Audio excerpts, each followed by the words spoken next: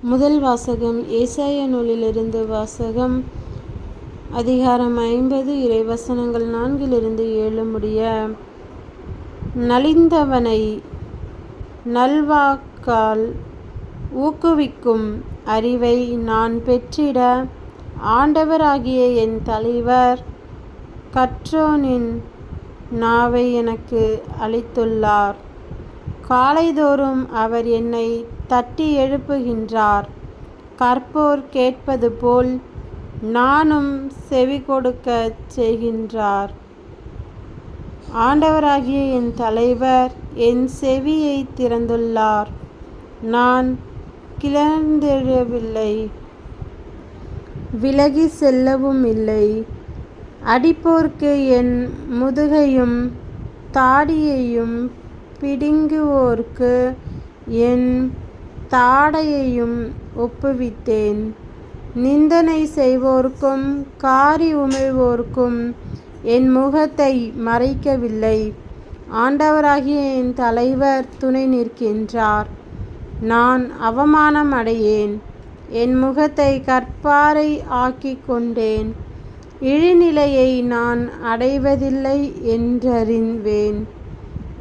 இது ஆண்டவர் வழங்கும் அருள்வாக்கு. இறைவா உமக்கு நன்றி. இரண்டாம் வாசகம். புனித பவுல் பிலிப்பியருக்கு எழுதிய திருமுகத்திலிருந்து வாசகம். அதிகாரம் 2 இறைவசனங்கள் 6-11 முடிய. கடவுள் வடிவில் விளங்கிய அவர் கடவுளுக்கு இணையாயிருக்கும் நிலையை வலிந்து பற்றி கொண்டிருக்க வேண்டியதென்றாக கருதவில்லை. ஆனால் தம்மையே வெறுமையாக்கி அடிமையின் வடிவை ஏற்று மனிதருக்கு ஒப்பானார். மனித உருவில் தோன்றி சாவை ஏற்கும் அளவுக்கு, அதுவும் சிலுவை சாவையே ஏற்கும் அளவுக்கு கீழ்ப்படிந்து தம்மையே தாழ்த்தி கொண்டார். எனவே கடவுளும் அவரை மிகவே உயர்த்தி எப்பெயருக்கும் மேலான பெயரை அவருக்கு அருளினார். ஆகவே இயேசுவின் பெயருக்கு விண்ணவர் மன்னவர் கீழுலகோர் அனைவரும் மண்டியிடுவர். தந்தையாம் கடவுளின் மாட்சிக்காக இயேசு கிறிஸ்து ஆண்டவர் என எல்லா நாவுமே அறிக்கையிடும். இது ஆண்டவர் வழங்கும் அருள்வாக்கு. இறைவா உமக்கு நன்றி.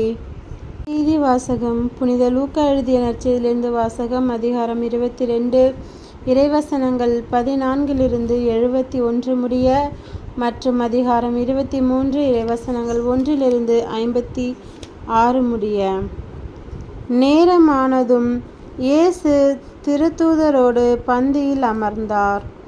அப்போது அவர் அவர்களை நோக்கி, நான் துன்பங்கள் படும் முன் உங்களோடு இந்த பாஸ்கா விருந்தை உண்பதற்கு மிக மிக ஆவலாயிருந்தேன். ஏனெனில் இறையாட்சியில் இது நிறைவேறும் வரை இதை நான் உண்ணமாட்டேன் என்று உங்களுக்கு சொல்கிறேன் என்றார்.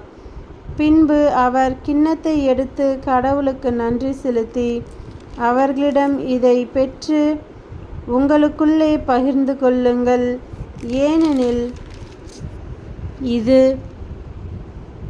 முதல் இறையாட்சி வரும் வரை திராட்சை பழ ரசத்தை குடிப்பதில்லை என நான் உங்களுக்கு சொல்கிறேன் என்றார். பின்பு அவர் அப்பத்தை எடுத்து கடவுளுக்கு நன்றி செலுத்தி அதை பிட்டு அவர்களுக்கு கொடுத்து, இது உங்களுக்காக கொடுக்கப்படும் எனது உடல். இதை என் நினைவாகச் செய்யுங்கள் என்றார். அப்படியே உணவு அருந்திய பின்பு அவர் கிண்ணத்தை எடுத்து, இந்த கிண்ணம் உங்களுக்காக சிந்தப்படுகிற எனது இரத்தத்தால் நிலைப்படுத்தப்படும் புதிய உடன்படிக்கை. என்னை காட்டிக் கொடுப்பவன் இதோ என்னோடு பந்தியில் அமர்ந்திருக்கிறான். மானிட மகன் தமக்கென்று குறிக்கப்பட்டபடியே போகிறார். ஆனால் ஐயோ, அவரை காட்டிக் கொடுக்கிறவனுக்கு கேடு என்றார். அப்பொழுது அவர்கள், நம்மில் இச்செயலை செய்ய போகிறவர் யார் என்று தங்களுக்குள்ளே கேட்கத் தொடங்கினார்கள். மேலும் தங்களுக்குள்ளே பெரியவராக எண்ணப்பட வேண்டியவர் யார் என்ற விவாதம் அவர்களிடையே எழுந்தது. இயேசு அவர்களிடம், பிற இனத்தவரின் அரசர்கள் மக்களை அடக்கி ஆளுகின்றார்கள். அதிகாரம் காட்டுகின்றவர்கள் நன்மை செய்பவர்கள் என அழைக்கப்படுகின்றார்கள். ஆனால் நீங்கள் அப்படி செய்யலாகாது. உங்களுள் பெரியவர் சிறியவராகவும் ஆட்சி புரிபவர் தொண்டு புரிபவராகவும் மாற வேண்டும். யார் பெரியவர்? பந்தியில் அமர்ந்திருப்பவரா அல்லது பணிவிடை புரிபவரா? பந்தியில் அமர்ந்திருப்பவர் அல்லவா? நான் உங்கள் நடுவே பணிவிடை புரிபவனாக இருக்கிறேன். நான் சோதிக்கப்படும்போது என்னோடு இருந்தவர்கள் நீங்களே. என் தந்தை எனக்கு ஆட்சியுரிமை கொடுத்திருப்பது போல நானும் உங்களுக்கு கொடுக்கிறேன். ஆகவே என் ஆட்சி வரும்போது நீங்கள் என்னோடு பந்தியில் அமர்ந்து உண்டு குடிப்பீர்கள். இஸ்ரேலின் 12 குலத்தவருக்கும் தீர்ப்பு வழங்க அரியணையில் அமர்வீர்கள். சீமோனே, சீமோனே, இதோ கோதுமையைப் போல் உங்களை புடைக்க சாத்தான் அனுமதி கேட்டிருக்கிறான். ஆனால் நான் உனது நம்பிக்கை தளராதிருக்க உனக்காக மன்றாடினேன். நீ மனந்திரும்பிய பின் உன் சகோதரர்களை உறுதிப்படுத்து என்றார்.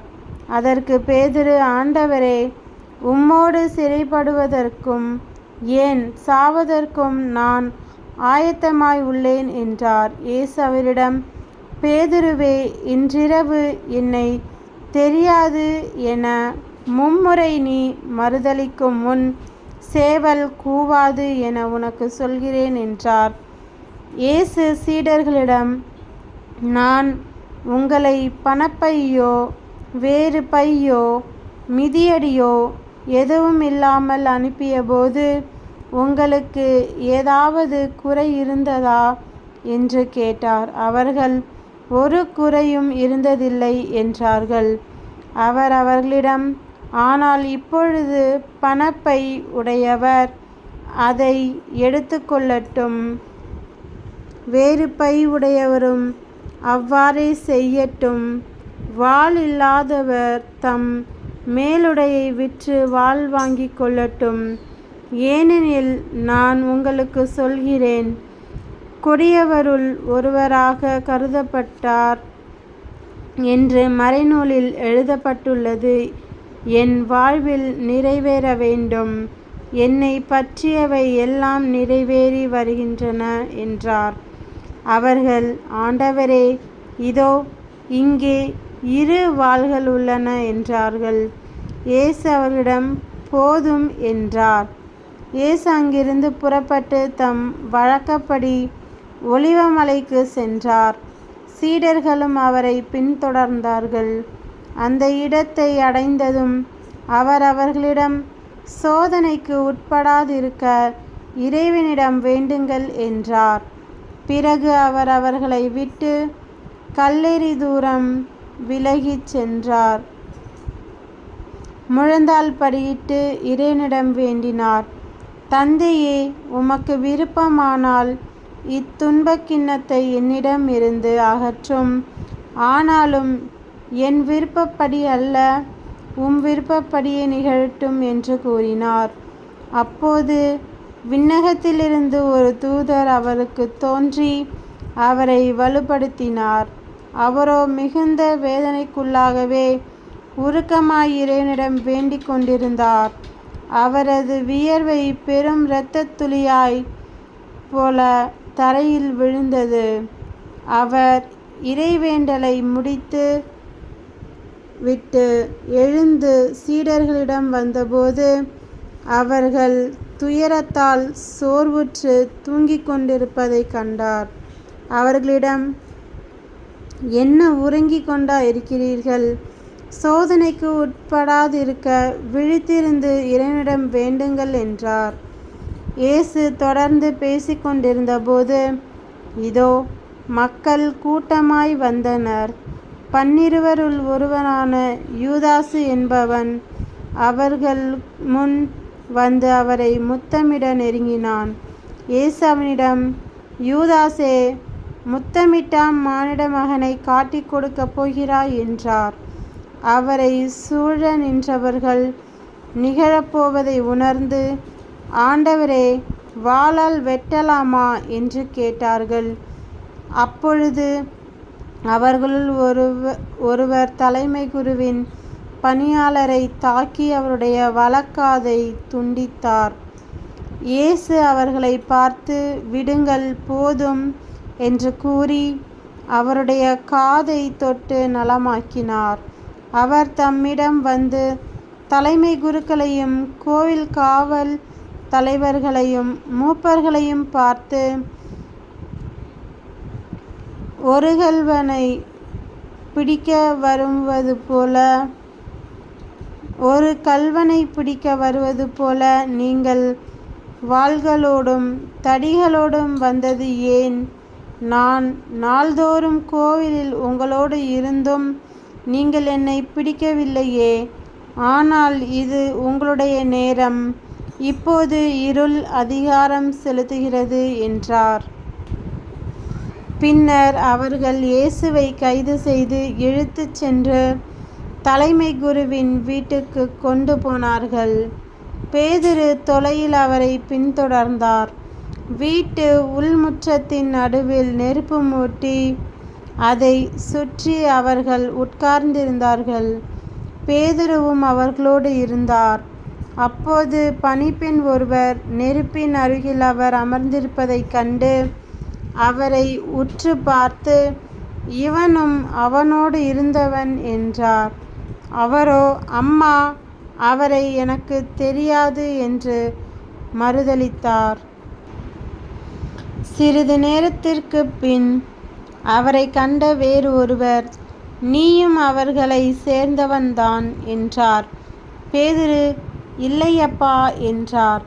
ஏறக்குறைய 1 மணி நேரத்திற்கு பின்பு மற்றொருவர், உண்மையாகவே இவனும் அவனோடு இருந்தான், இவனும் கலிலேயன்தான் என்று வலியுறுத்தி கூறினார்.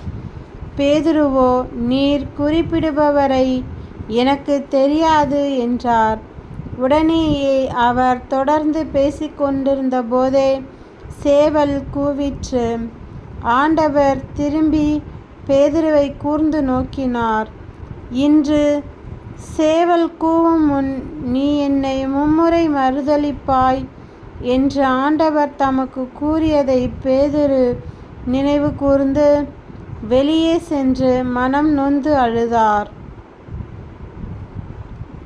இயேசுவை பிடித்து வைத்திருந்தவர்கள் அவரை ஏளனம் செய்து நையப் புடைத்தார்கள். அவரது முகத்தை மூடி, உன்னை அடித்தவர் யார்? இறைவாக்கினனே, சொல் என்று கேட்டார்கள். இன்னும் பலவாறு அவரை பழித்துரைத்தார்கள். பொழுது விடிந்ததும் மக்களின் மூப்பர்களும் தலைமை குருக்களும் மறைநூல் அறிஞர்களும் கூடி வந்தார்கள். இயேசுவை இழுத்துச் சென்று தங்கள் மூப்பர் சங்கத்தின் முன் நிறுத்தினார்கள். அவர்கள், நீ மெசியாதானா? எங்களிடம் சொல் என்று கேட்டார்கள். அவர் அவர்களிடம், நான் உங்களிடம் சொன்னால் நீங்கள் நம்ப மாட்டீர்கள். நான் உங்களிடம் கேட்டாலும் பதில் சொல்ல மாட்டீர்கள். இது முதல் மானிட மகன் வல்லவராம் கடவுளின் வலப்புறத்தில் வீற்றிருப்பார் என்றார். அதற்கு அவர்கள் அனைவரும், அப்படியானால் நீ இறைமகனா என்று கேட்டனர். அவரோ, நான் இறைமகன் என நீங்களே சொல்லுகிறீர்கள் என்று அவர்களுக்கு சொன்னார். அதற்கு அவர்கள், இன்னும் நமக்கு சான்றுகள் தேவையா? இவன் வாயிலிருந்து நாமே கேட்டோமே என்றார்கள். திரண்டிருந்த மக்கள் அனைவரும் எழுந்து இயேசுவை பிலாத்தின் முன் கொண்டு சென்றனர். இவன் தம் மக்கள் சீரழிய காரணமாக இருக்கிறான். சீசருக்கு கப்பம் கட்டக்கூடாது என்கிறான். தானே மெசியாவாகிய அரசன் என்று சொல்லிக் கொள்கிறான். இவற்றையெல்லாம் நாங்களே கேட்டோம் என்று அவர்கள் இயேசுவின் மேல் குற்றம் சுமத்த தொடங்கினார்கள். பிலாத்து அவரை நோக்கி, நீ யூதரின் அரசனா என்று கேட்க, அவர், அவ்வாறு நீர் சொல்கிறீர் என்று பதில் கூறினார். பிலாத்து தலைமை குருக்களையும் மக்கள் கூட்டத்தையும் பார்த்து, இவனிடம் நான் குற்றம் ஒன்றும் காணவில்லை என்று கூறினான். ஆனால் அவர்கள், இவன் கலிலேயா தொடங்கி யூதேயா வரை இவ்விடம் முழுவதிலும் மக்களுக்கு கற்பித்து அவர்களை தூண்டிவிடுகிறான் என்று வலியுறுத்தி கூறினார்கள். இதை கேட்ட பிலாத்து, இவன் கலிலேயனா என்று கேட்டான். அவர் ஏரோதுவின் அதிகாரத்திற்கு உட்பட்டவர் என்று அவன் அறிந்து, அப்போது எருசலேமில் இருந்த ஏரோதிடம் அவரை அனுப்பினார்கள். இயேசுவை கண்ட ஏரோது மற்றற்ற மகிழ்ச்சி அடைந்தான். ஏனெனில் அவரை குறித்து கேள்விப்பட்டு அவரை காண நெடுங்காலமாய் விருப்பமாயிருந்தான். அவர் அரும் அடையாளம் ஏதாவது செய்வதை காணலாம் என்று நெடுங்காலமாய் எதிர்பார்த்திருந்தான். அவன் அவரிடம் பல கேள்விகள் கேட்டான். ஆனால் அவர் அவனுக்கு பதில் எதுவும் கூறவில்லை. அங்கு நின்ற தலைமை குருக்களும் மறைநூல் அறிஞர்களும் அவர் மேல் மிகுதியான குற்றம் சுமத்தி கொண்டிருந்தார்கள். ஏரோது தன் படைவீரரோடு அவரை இகழ்ந்து ஏளனம் செய்து பளபளப்பான ஆடையை அவருக்கு உடுத்தி அவரை பிலாத்திடம் திருப்பி அனுப்பினான். அதுவரை ஒருவருக்கு ஒருவர் பகைவராய் இருந்த ஏரோதும் பிலாத்தும் அன்று நண்பர்களாயினர். பிலாத்து தலைமை குருக்களையும் ஆட்சியர்களையும் மக்களையும் ஒன்றாக வரவழைத்தான்.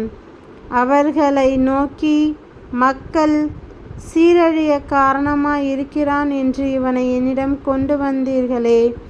இதோ நான் உங்கள் முன்னிலையில் விசாரித்தும் நீங்கள் சுமத்துகிற எந்த குற்றத்தையும் இவனிடத்தில் காணவில்லை.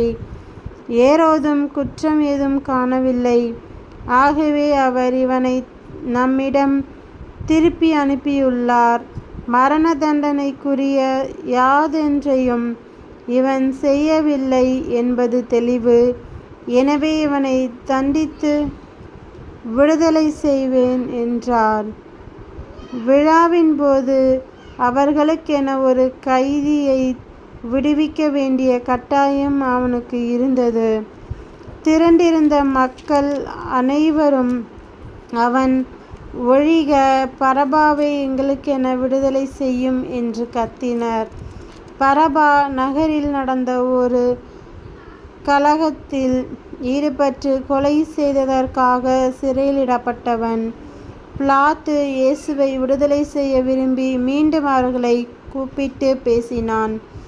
ஆனால் அவர்கள் அவனை சிலுவையில் அறையும் என்று கத்தினார்கள். மூன்றாம் முறையாக அவன் அவர்களை நோக்கி, இவன் செய்த குற்றம் என்ன? மரண தண்டனைக்குரிய குற்றம் ஒன்றும் இவனிடம் நான் காணவில்லை. எனவே இவனை தண்டித்து விடுதலை செய்வேன் என்றான். அவர்கள் அவரை சிலுவையில் அறைய வேண்டும் என்று உரத்த குரலில் வற்புறுத்தி கேட்டார்கள். அவர்கள் குரலே வென்றது. அவர்கள் கேட்டபடியே பிலாத்து தீர்ப்பு அளித்தான். கலகத்தில் ஈடுபட்டு கொலை செய்ததற்காக சிறையிலிடப்பட்டிருந்தவனை அவர்கள் கேட்டுக்கொண்டபடியே அவன் விடுதலை செய்தான். இயேசுவை அவர்கள் விருப்பப்படி செய்ய விட்டுவிட்டான். அவர்கள் இயேசுவை இழுத்து சென்று கொண்டிருந்த போது, சீரேன் ஊரை சேர்ந்த சீமோன் என்பவர் வயல்வெளியிலிருந்து வந்து கொண்டிருந்தார். அவர்கள் அவரை பிடித்து அவர் மேல் இயேசுவின் சிலுவையை வைத்து அவருக்கு பின் இதை சுமந்து கொண்டு போக செய்தார்கள். பெருந்திரளான மக்களும் அவருக்காக மாரடித்து புலம்பி ஒப்பாரி வைத்த பெண்களும் அவர் பின்னே சென்றார்கள். இயேசு அப்பெண்கள் பக்கம் திரும்பி, எருசலேம் மகளிரே, நீங்கள் எனக்காக அழ வேண்டாம், மாறாக உங்களுக்காகவும் உங்கள் மக்களுக்காகவும் அழுங்கள். ஏனெனில் இதோ ஒரு காலம் வரும், அப்போது மலடிகள் பேறு பெற்றோர் என்றும் பிள்ளைகள் பெறாதோரும் பால் கொடாதோரும் பேறு பெற்றோர் என்றும் சொல்வார்கள். அப்போது அவர்கள் மலைகளை பார்த்து எங்கள் மேல் விழுங்கள் எனவும் குன்றுகளை பார்த்து எங்களை மூடிக்கொள்ளுங்கள் எனவும் சொல்வார்கள். பச்சை மரத்துக்கே இவ்வாறு செய்கிறார் என்றால் பட்ட மரத்துக்கு என்னதான் செய்ய மாட்டார்கள் என்றார். வேறு 2 குற்றவாளிகளையும் மரண தண்டனைக்காக அவர்கள் அவரோடு கொன்று சென்றார்கள். மண்டை ஓடு எனப்படும் இடத்திற்கு வந்ததும் அங்கே அவரையும் வலப்புறம் ஒருவனும் இடப்புறம் ஒருவனுமாக அக்குற்றவாளிகளையும் அவர்கள் சிலுவைகளில் அறைந்தார்கள். அப்போது இயேசு, தந்தையே, இவர்களை மன்னியும், ஏனெனில் தாங்கள் செய்வது என்னவென்று இவர்களுக்கு தெரியவில்லை என்று சொன்னார். அவர்கள் அவருடைய ஆடைகளை குலுக்கல் முறையில் பங்கிட்டு கொண்டார்கள். மக்கள் இவற்றை பார்த்து கொண்டு நின்றார்கள்.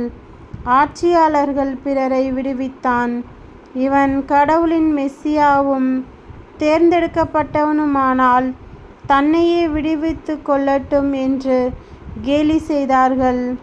படைவீரர் அவரிடம் வந்து புளித்த திராட்சை ரசத்தை கொடுத்து, நீ யூதர்களின் அரசனானால் உன்னை காப்பாற்றிக் கொள்ள என்று எள்ளி நகையாடினர். இவன் யூதரின் அரசன் என்று அவரது சிலுவையின் மேல் எழுதி வைக்கப்பட்டிருந்தது. சிலுவையில் தொங்கிக் கொண்டிருந்த குற்றவாளிகளுள் ஒருவன், நீ மெசியாதானே, உன்னையும் எங்களையும் காப்பாற்று என்று அவரை பழித்துரைத்தான். ஆனால் மற்றவன் அவனை கடிந்து கொண்டு, கடவுளுக்கு நீ அஞ்சுவதில்லையா? நீயும் அதே தீர்ப்புக்கு தானே உள்ளாகி இருக்கிறாய். நாம் தண்டிக்கப்படுவது முறையே, நம் செயலுக்கேற்ற தண்டனையை நாம் பெறுகிறோம். இவர் ஒரு குற்றமும் செய்யவில்லையே என்று பதிலுரைத்தான். பின்பு அவன் இயேசுவை, நீர் ஆட்சியுரிமை பெற்று வரும்போது என்னை நினைவிற்கொள்ளும் என்றான். அதற்கு இயேசு அவனிடம், நீர் இன்று என்னோடு பேரின்ப வீட்டில் இருப்பீர் என உறுதியாக உனக்கு சொல்கிறேன் என்றார். ஏறக்குறைய நண்பகல் 12 மணி முதல் பிற்பகல் 3 மணி வரை நாடெங்கும் இருள் உண்டாயிற்று. கதிரவன் ஒளி கொடுக்கவில்லை. திருக்கோயில்களின் திரை நடுவில் கிழிந்தது. தந்தையே, உம் கையில் என் உயிரை ஒப்படைக்கிறேன் என்று இயேசு உரத்த குரலில் கூறி உயிர் துறந்தார். இதை கண்ட நூற்றுவர் தலைவர், இவர் உண்மையாகவே நேர்மையாளர் என்று கூறி கடவுளை போற்றி புகழ்ந்தார். இக்காட்சியை காண கூடி வந்திருந்த மக்கள் அனைவரும் நிகழ்ந்தவற்றை கண்டு மார்பில் அடித்து கொண்டு திரும்பிச் சென்றனர். அவருக்கு அறிமுகமான அனைவரும் கலிலேயாவிலிருந்து அவரை பின்பற்றி வந்திருந்த பெண்களும் தொலையிலிருந்து இவற்றை பார்த்து கொண்டிருந்தார்கள். யோசேப்பு என்னும் பெயருடைய ஒருவர் இருந்தார். அவர் தலைமை சங்க உறுப்பினர், நல்லவர், நேர்மையாளர். தலைமை சங்கத்தாரின் திட்டத்துக்கும் செயலுக்கும் இணங்காத அவர் யூதேயாவில் உள்ள அரிமத்தியா ஊரை சேர்ந்தவர். இறையாட்சியின் வருகைக்காக காத்திருந்தவர். அவர் பிலாத்திடம் போய் இயேசுவின் உடலை கேட்டார். அவர் அவரது உடலை இறக்கி மெல்லிய துணியால் சுற்றி பாறையில் குடைந்திருந்த கல்லறையில் வைத்தார். அதற்கு முன்பு யாரையும் அதில் அடக்கம் செய்ததில்லை. அன்று ஆயத்த நாள், ஓய்வு நாளின் தொடக்கம். கலிலேயாவிலிருந்து அவரோடு வந்திருந்த பெண்கள் பின்தொடர்ந்து சென்று கல்லறையை கண்டார்கள். அவருடைய உடலை வைத்த விதத்தை பார்த்துவிட்டு திரும்பி போய் நறுமண பொருட்களையும் நறுமண தைலத்தையும் ஆயத்தம் செய்தார்கள். கட்டளைப்படி அவர்கள் ஓய்வு நாளில் ஓய்ந்திருந்தார்கள். இது கிறிஸ்துவின் நற்செய்தி. கிறிஸ்துவே உமக்கு புகழ்.